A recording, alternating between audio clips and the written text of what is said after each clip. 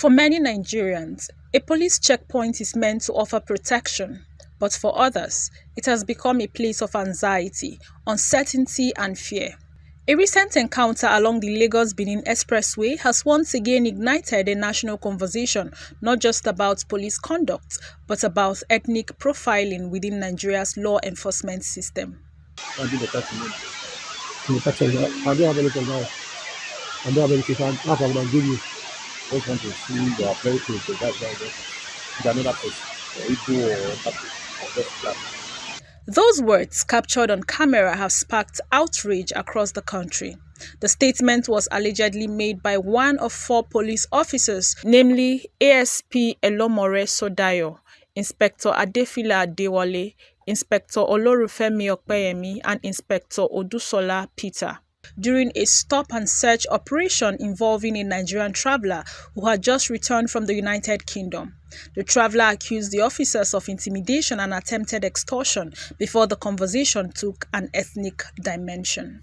To many Nigerians, this was more than an isolated exchange. It reopened painful questions about whether ethnicity influences the way citizens are treated by those sworn to protect them. In an exclusive interview with True Vision Television, the Executive Director, Center for Development of Institutions, and retired Director of the Police Service Commission, Dr. Emmanuel Ibe, said the issue of ethnic profiling is a menace that has eaten deep into the fabrics of the nation, not just in the police force, but other areas. In all the years that I served and in going through the first order of the Nigeria Police Force and regulations, there is no provision where you have the issue of profiling documented in those extant regulations. And so what you see is a carryover of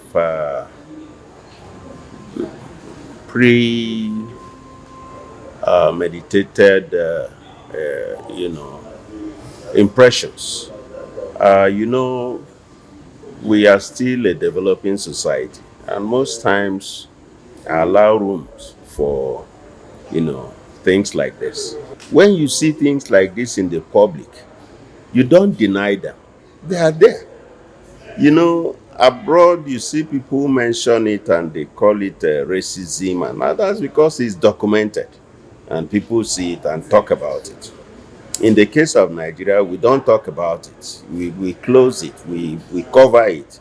Now, if not for the fact that that chap recorded it and how to, nobody would have known. So you find in our jail rooms, in our cells, people who are innocent, and they are clamped in there just because of profiling, where they come from. Recall the Apo 6 incident in which 6 Igbo youth were killed by a group of policemen in 2005, who many believed profiled the victims. The police team was led by then the Deputy Commissioner of Police, Danjuma Ibrahim. The victims were Ekene Isaac Ngwe, Ifeanyi Ozo, Chinedu Meniru, Paulinus Ogbonna, Anthony Nwokike, and Augustina Arebu. The government of former President Olusegun Obasanjo later apologized on behalf of the police for the killings and paid $20,300 in compensation to each of the families.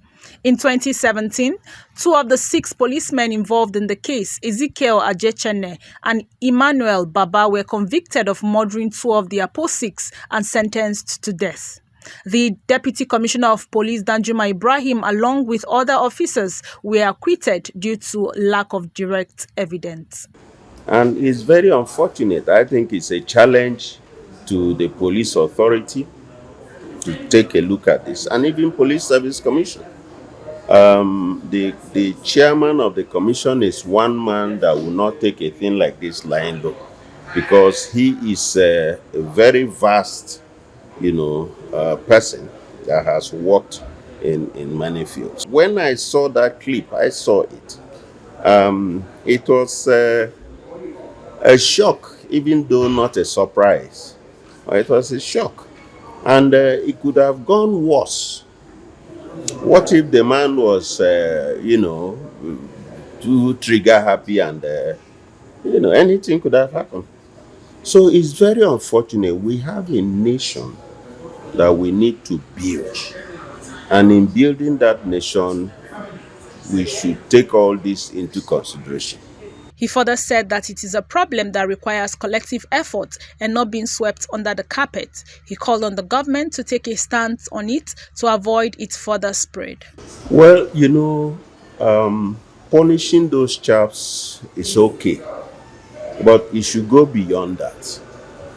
Because I've heard statements, even during campaigns, political campaigns, where people high up make certain statements. You remember the case of Lagos, where the Oba of Lagos once said, if you don't vote for us, we will throw you into the lagoon. So these young people take cues from such statements.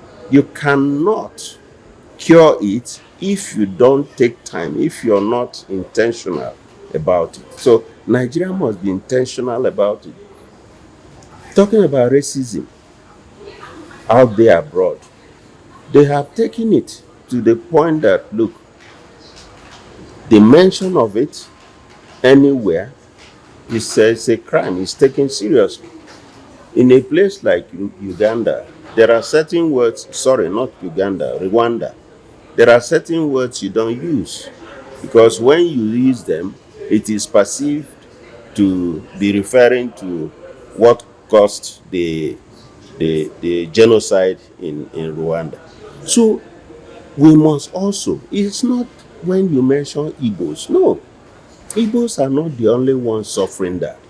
What you find today may have been about somebody mentioning Igbo. But in various parts of Nigeria, people suffer that, not just Igbos alone. You don't be surprised when a Yoruba man suffers that in the north, or when a Fulani man suffers that in the east. It happens. So it is something that the nation must take up intentionally to cure. The president must take it as a duty to see Nigeria as one and encourage the nation to build along that line. The True Vision team earlier in the week put a call across to the Ondo State Police Command Public Relations Officer, DSP Aboyomi Jumo, and he responded quickly, confirming that the 4 officers captured in the viral video had been identified, arrested and subjected to disciplinary procedures. He further revealed that the personnel has been transferred to police headquarters in Abuja. He said that the Nigerian police force does not condone misconduct, incivility, or actions capable of promoting ethnic division or bringing the force into disrepute. The Ondo State Police Command does not in any way support any bias statements or ethnic profiling. Just like you have seen, the command immediately responded to the viral video that we saw from called them camera. And immediately we were able to identify the officers involved in that video, and they were their names were being rolled out in our press briefing. And I can confirm to you that internal disciplinary measures have commenced to ascertaining the level of culpability of the officers involved in this alleged viral video. So I can tell you for a fact that the Ondo State Police Command does not in any way support ethnic profiling or bias statements regarding any ethnic group in the country. So the Ondo State Police Command would not fold its arms or allow justice be perverted in a case like this. So there are severe consequences that will be meted out on whosoever with any officer that is found culpable. When asked about the stand of the Ondo State Commissioner of Police on the issue and what they are doing to avoid the repeat of such incidents, he said the incident was an isolated event and programs and seminars are already in place sensitizing the officers on the best way to discharge their duties to the citizens. This case in Ondo State Police Command is an isolated case. And as a matter of fact, before now, the Ondo State Police Command have always make sure that we engage our police officers, right from the senior officers to the DPOs and to the members of the command. So we have always engaged them with regular lectures. We have our weekly lectures that we do with the area commanders and DPOs in the metro. We also have our regular lectures, our monthly regular lectures that we have with the all senior officers of the command. And in all of these lectures, we have always ensured that we let them know the code of conduct, the ways they are supposed to act and behave, and they have to uphold the human rights of our people, because the core responsibility of the police is to protect human rights, if you look at it.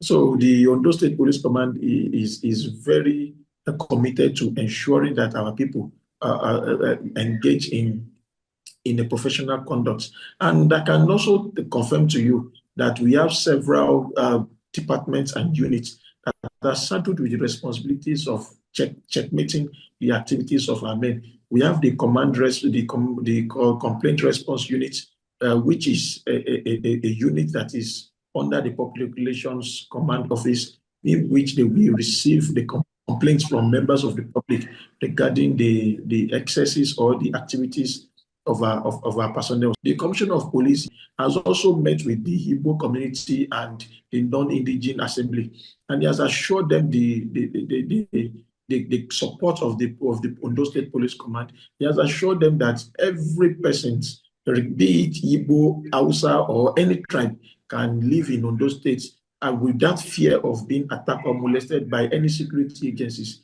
So this careless statement that was made by the police officer is not a reflection of the command. Speaking with a retired police officer and National Coordinator Police Retired Forum, CSP Raphael Irowaino, he said that the remarks heard in the viral video violate both professional ethics and policing standards. That kind of utterances from a police officer is unexpected and is condemnable.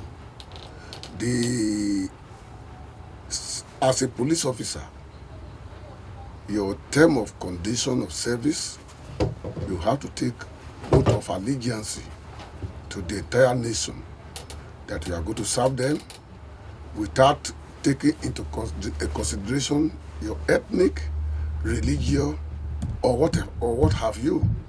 You have to be nationalistic in all your ways of life in the course of serving the nation.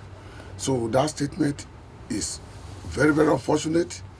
It does not mirror the activities or the standard in the Nigerian police force.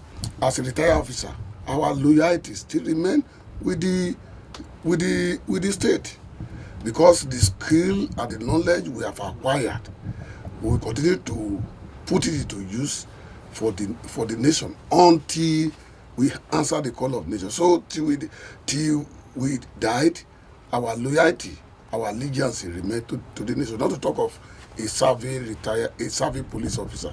So it is not expected of him to have made that kind of a unguarded statement. Section 42, Chapter 4 of the 1999 Constitution guarantees every citizen freedom from discrimination and equal protection under the law. No Nigerian should face harassment, detention, or differential treatment because of ethnicity or state of origin. The Ondo incident may eventually end with internal disciplinary action, but the larger debate is far from over. In a nation of more than 250 ethnic groups, policing must remain blind to identity and focus solely on justice. Because when ethnicity becomes a factor in law enforcement, every citizen risks becoming a suspect, not because of what they've done, but because of who they are. For Nigeria, the challenge is clear: building a police force where professionalism defeats prejudice, accountability replaces impunity, and every Nigerian receives equal protection under the law. In Abuja for True Vision Television, Ebere Anibo.